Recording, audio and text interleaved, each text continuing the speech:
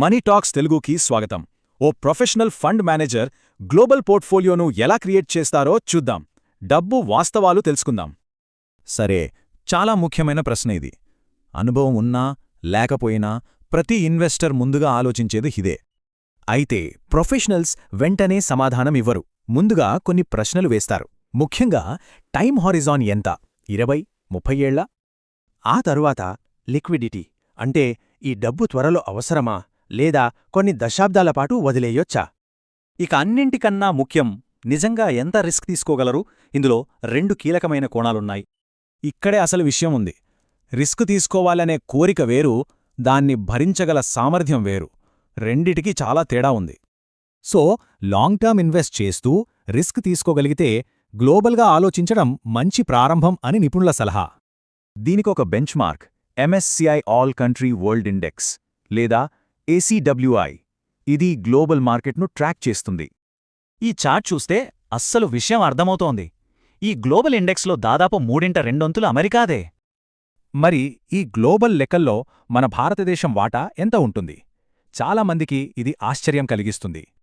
Global equity పోర్ట్ఫోలియోలో మన దేశం వాటా సుమారుగా 2-4% మాత్రమే. ఈ చిన్న నంబర్ మనల్ని ఓ పెద్ద ప్రశ్నకు తీసుకొస్తుంది. కాన్సంట్రేషన్ మంచిదా లేక డైవర్సిఫికేషన్ మంచిదా? కొంతమంది కాన్సంట్రేషన్తోనే భారీ సంపద వస్తుందంటారు, కానీ నిపుణులు మాత్రం రిస్క్ మేనేజ్మెంట్ చాలా ముఖ్యమంటారు. ఎందుకంటారా? నష్టాల నుండి కోలుకోవడం అనుకున్నంత సులభం కాదు. దాని వెనక ఉన్న లెక్క చాలా సింపుల్ కానీ పవర్ఫుల్. ఉదాహరణకి 100 రూపాయలు 20% నష్టపోతే 80 అవుతుంది.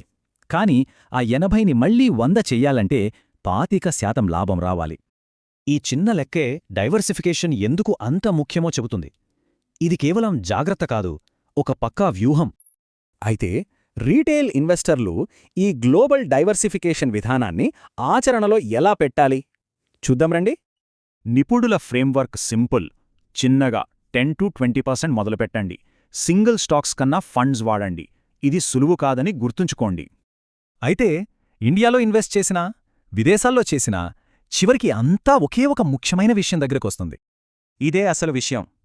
ఇన్వెస్ట్మెంట్లో విజయమంటే ముందు మనల్ని మనం, మన లక్ష్యాన్ని మనం అర్థం చేసుకోవడమే. లాంగ్ టర్మ్లో ఆలోచిస్తున్నప్పుడు ఇది గుర్తుంచుకోవాలి. ఇలాంటి మనీ ఇన్ఫర్మేషన్ కోసం మన ఛానల్ను సబ్స్క్రైబ్ చేసుకోండి.